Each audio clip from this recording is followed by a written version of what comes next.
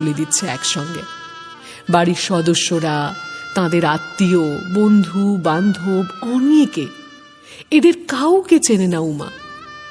শাওন চেনে, তবে সবাইকে নয়। তবু ওদের আলাদা মনে হয় না নিজেদেরকে। কি এক অদ্ভুত আপন করে নেওয়া গন্ধ যেন ঘিরে রয়েছে ওদের। এই যারা যারা মায়ের পায়ে পুজো দেবে চলে এসো, শোনা যাচ্ছে? এই পল্টু, এগিয়ে আয়। এই এগিয়ে এসো, এগিয়ে এসো। হ্যাঁ, শুরু করছি। এসো সচন্দন। হ্যাঁ হ্যাঁ, বাবারে বাবা, শাওন উমার দিকেই তাকিয়ে আছে। উফ, তাছাড়া আর উপায়ই বা কি বলুন।